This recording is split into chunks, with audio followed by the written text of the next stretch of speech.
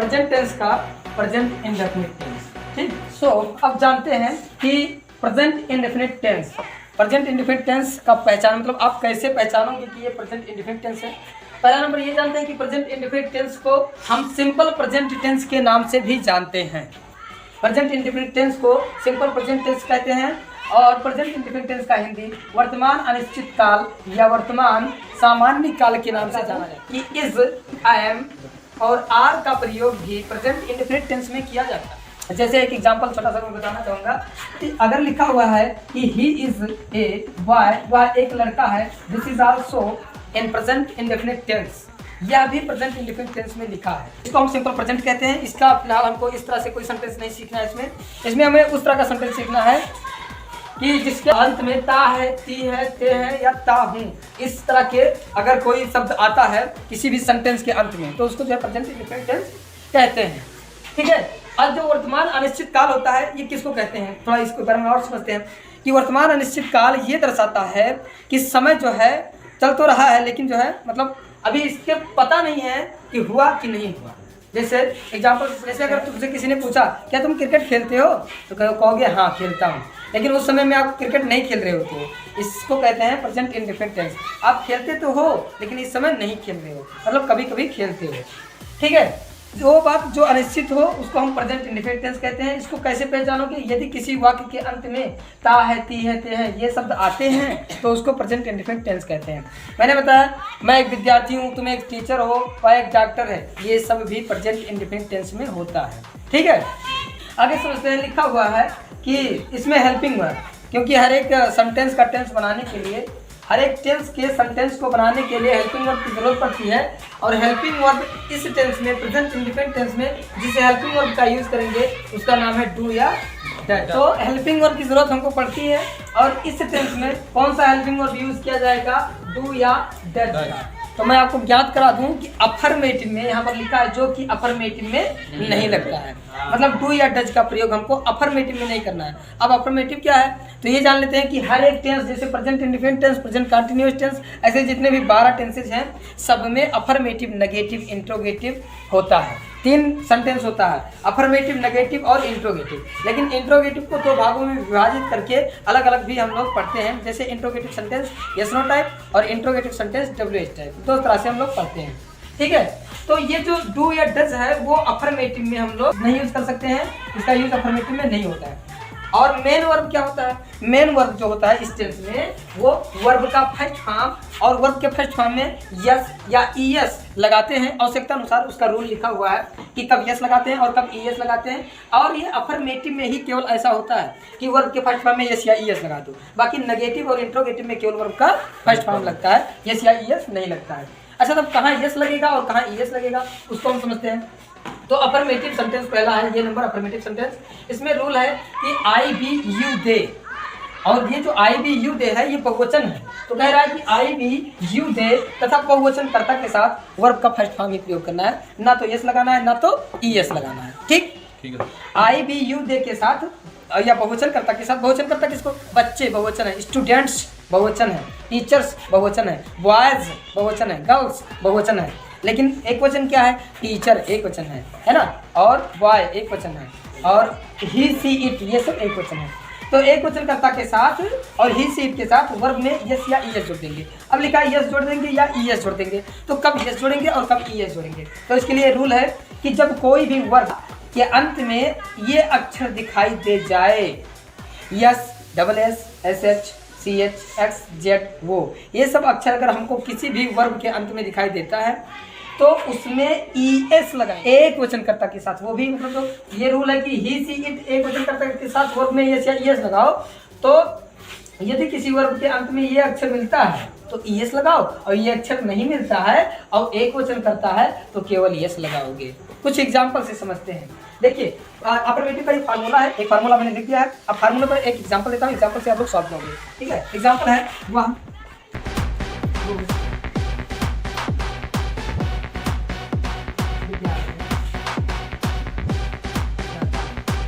समझते हैं ये वाला प्रश्न मतलब कैसे होगा, सॉल्व कैसे होगा। फार्मूला हुआ है और इस फार्मूले से इस एग्जाम्पल को सॉल्व करना है। लिखा है वह रोज विद्यालय जाता है और सब्जेक्ट, सब्जेक्ट माने कर्ता, काम कौन कर रहा है, काम कौन कर रहा है, वह कर रहा है। यानी कि ये आपका सब्जेक्ट है, तो सब्जेक्ट वह का अंग्रेजी क्या होता है, ही होता है। आपने ही लिख दिया। उसके बाद में वर्ब माने क्रिया होता है और क्रिया माने काम होता है। काम क्या हो रहा है इसमें, जाने का काम हो रहा है, और जाने का अंग्रेजी गो होता है। क्या होता है, गो होता है।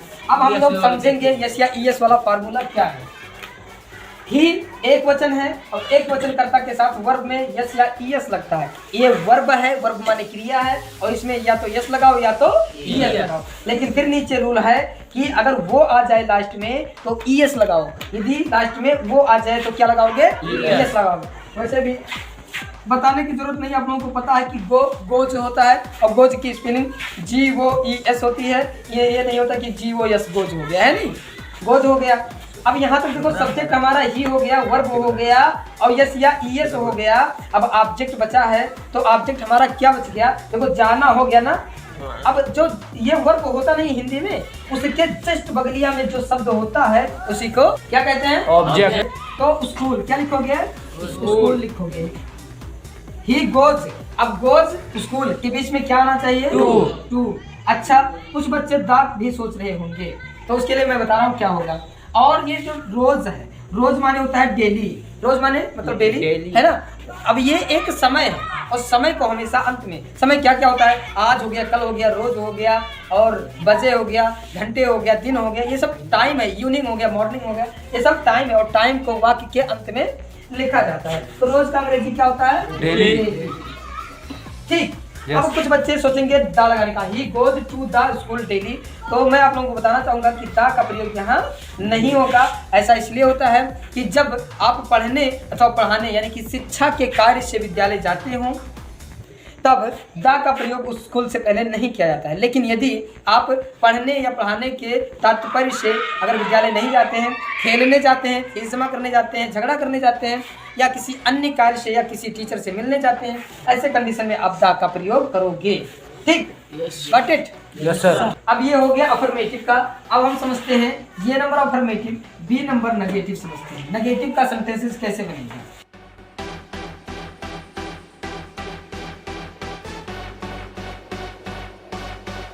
नेगेटिव सेंटेंस का हिंदी होता है नकारात्मक। अब देखो नेगेटिव सेंटेंसेस, नेगेटिव सेंटेंस मतलब नकारात्मक वाक्य होता है, और अफर्मेटिव सेंटेंस मतलब सकारात्मक वाक्य है। ठीक है, वह रोज विद्यालय जाता है, ये सकारात्मक है। वह रोज विद्यालय नहीं जाता, ये नकारात्मक है। अच्छा, हम लोग सीखेंगे कि फार्मूला कैसे बनता है, क्योंकि अभी तो हमने सीख लिया कि अफर्मेटिव का फार्मूला ऐसे बन जाता है ना। अफर्मेटिव का फार्मूला हमने यहाँ सीखा कि ये इस तरह से फार्मूला बनेगा, लेकिन अगर ये कंटिन्यूस होता तो और आराम से आप लोग समझ पाते कि फार्मूला किस तरह से बन रहा है। तो नेगेटिव वाला फार्मूला हम देखते हैं कैसे बनेगा। तो फार्मूला बनाने के लिए नेगेटिव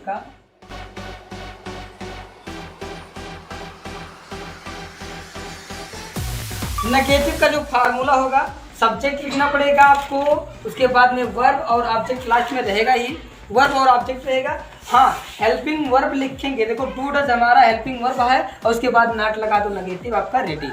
ठीक है, लेकिन ये क्योंकि प्रेजेंट इंडेफिनिट है, अगर ये कंटिन्यूअस परफेक्ट या परफेक्ट कंटिन्यूअस होता तो बड़े आराम से आप लोग समझ पाते कि कैसे अफर्मेटिव से नेगेटिव का फार्मूला बन गया है। फिलहाल इसका जो फार्मूला का सब्जेक्ट होगा डू डज नॉट, और उसका प्लस ऑब्जेक्ट होगा। ठीक है, एग्जाम्पल है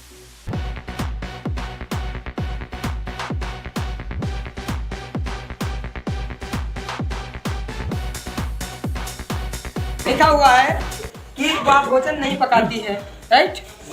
तो नेगेटिव में भी एक रूल समझ लेते हैं कि आपका जो एक वचन है, एक वचन कर्ता के साथ में आप डज नॉट लगाओ, और जो बहुवचन करता है उसके साथ डू नॉट। ऐसा रूल है, आप लोगों को पता था इसलिए मैंने लिखा नहीं कि एक वचन कर्ता के साथ डज नॉट लगता है और बहुवचन कर्ता के साथ डू नॉट लगता है। चलो देखते हैं। सब्जेक्ट क्या है, वह भोजन नहीं पकाती है। पकाती है माने लड़की है। तो वह का अंग्रेजी क्या हो जाएगा, सी। अब डू लिखो या तो डज लिखो। अब सी माने वह जो है वो एक वचन है, और एक वचन कर्ता के साथ क्या लगाओगे, डज नॉट लगाओगे। डज नॉट लगा दिया। ठीक है, अब उसके बाद में वर्ब माने क्रिया, और क्रिया क्या है इसमें भैया, पकाना। पकाना का अंग्रेजी होता है कुक। कुक माने क्या होता है? पकाना। पकाना। ये कुक हो गया, काम खत्म। ठीक है, अब ये मत सोचना कि ये क्वेश्चन करता और ये क्वेश्चन करता के साथ वर्ब में यस या ईएस, जो ये वाला रूल खाली अफर्मेटिव है, नेगेटिव नॉट। यहाँ देखो ईएस लाग दे, लगा कि नहीं लगा? लग गया। लग गया। तो अब हमको ये याद रखना कि एक साथ ही वर्ब में यस या ईएस नेगेटिव बनाए लगा के, क्योंकि ईएस पहले से लग चुका है। दूसरा बात, हमारा वर्ब हो गया कुक। अब ऑब्जेक्ट इसके बगलिए में होगा कहीं पर, इसके बगल में ऑब्जेक्ट कहाँ है? भोजन। नहीं, ऑब्जेक्ट नहीं है, भोजन ऑब्जेक्ट है, क्योंकि भोजन नाउन है। तो भोजन का अंग्रेजी होता है द फूड। अब हम लोग समझते हैं, जैसा बी नंबर हम लोग समझे नेगेटिव सेंटेंस। नेगेटिव सेंटेंस का फार्मूला और एग्जांपल समेत मैंने बता दिया। इसका और एग्जांपल मैं होमवर्क में दूंगा, आप लोग करोगे, ठीक है।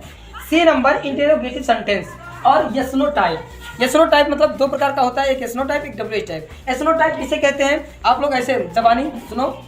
यस नो टाइप उस सेंटेंस को कहते हैं जो हिंदी में क्या शब्द से शुरू होता है, लेकिन क्या शब्द की अंग्रेजी नहीं लिखी जाती है। कुछ बच्चे क्या शब्द की अंग्रेजी व्हाट लिख देते हैं।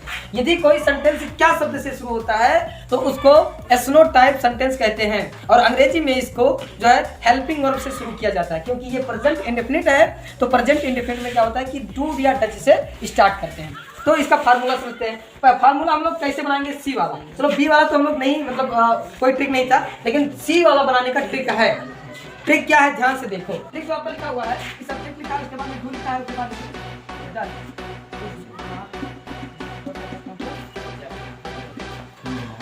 देखो ध्यान से इधर, ये लिखा है नेगेटिव का फार्मूला। ये फार्मूला सब्जेक्ट डू या डच नॉट वर्ब का फर्स्ट फॉर्म ऑब्जेक्ट ये नेगेटिव का है, और ये इसको नेगेटिव को बी नंबर, जैसा कि हम लोग नंबरिंग करके पढ़ रहे हैं कि बी नेगेटिव बी नंबर में है और इंट्रोगेटिव सी नंबर में है, ये नंबर में अफर्मेटिव है, तो हम लोग नंबरिंग करके पढ़ रहे हैं। तो इसमें ये हम बी नंबर में नेगेटिव होता है, तो ये नेगेटिव का फार्मूला है।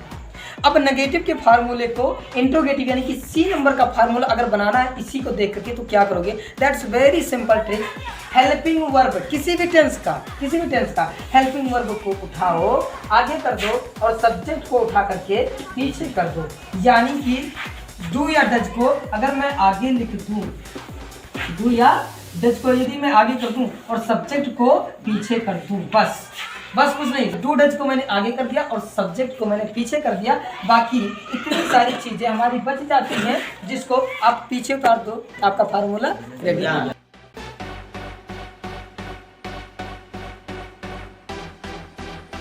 एग्जाम्पल है, हम सीखते हैं इंट्रोगेटिव सेंटेंस का। ये जो सेंटेंस है इसको ट्रांसलेट कैसे करेंगे। तो काफ़ी बच्चे मतलब क्या शब्द को देख करके व्हाट लिख देते हैं। व्हाट नहीं लिखा जाता है, आपको अकॉर्डिंग टू फार्मूला के अनुसार जो फार्मूला कह रहा है उस हिसाब से आपको करना है, ठीक है। फार्मूला कहता है डू लिखो या डज लिखो। चलो सपोज हमको नहीं मालूम तो मैंने डू लिख दिया है, उसके बाद में लिखा है सब्जेक्ट लिखो। सब्जेक्ट माने करता। रवि बताइए करता इसमें क्या है? श्याम। श्याम मैंने लिख दिया, ठीक है। अब हमको पता चला कि श्याम तो एक वचन है, और एक वचन होने के नाते यहाँ पर डज होना चाहिए। ऐसा है कि नेगेटिव में मैंने बता दिया था कि अगर एक वचन करता है तो डज लगाओ, और बहुवचन करता है तो डू लगाओ। तो डज श्याम हो जाएगा, और उसके बाद नॉट लिखा है तो नहीं शब्द इसमें ना होने के कारण नॉट का प्रयोग नहीं किया जाएगा। वर्ब, बी माने वर्ब, और वर्ब माने क्रिया, और क्रिया इसमें क्या है? खरीदना। खरीदना का अंग्रेजी बाई, BUY। बाई माने होता है खरीदना, ठीक है। अब हमारा ऑब्जेक्ट आता है। ऑब्जेक्ट आपको मैंने कहा है, कई बार बताया है कि जस्ट आपको मेन वर्ब के जस्ट बगल में आपको ऑब्जेक्ट मिल सकता है। तो बाई क्या? वेजिटेबल, सब्जी माने वेजिटेबल, वेजिटेबल हो गया। और फिर लिखा है बाजार में, तो में का अंग्रेजी इन होता है, और बाजार का अंग्रेजी the market, in the market. इस तरह से आपका ये प्रॉब्लम सॉल्व हुआ, ठीक है। हम इसको बता देते हैं क्योंकि शायद ओवर वीडियो चल रहा है, टाइम ओवर हो गया। तो मैं आपको बता दूं कि डी नंबर का फार्मूला, यानी कि डी नंबर आप लिखोगे interrogative sentence. Interrogative sentence WH type का फार्मूला बनाने के लिए आपको क्या करना पड़ेगा? That's very simple. एसनो टाइप वाला फार्मूला नीचे उतार लो, जैसे को तैसा उतार लो, ठीक। उतार लिया गया, मान लो उतार लिए। आगे आपको WH लिख देना है, बस ये आपका WH टाइप का फार्मूला रेडी। एग्जाम्पल किस तरह से होगा? वह बाजार क्यों जाता है, वह किताब क्यों पढ़ते हैं। इस तरह के सेंटेंस को WH टाइप सेंटेंस कहा जाता है। ओके, ऐसा समझ में आ गया? तो बस इतना ही, और नेक्स्ट वीडियो में प्रेजेंट कंटीन्यूअस टेंस के बारे में मैं आप लोगों को बताऊंगा। Thank you.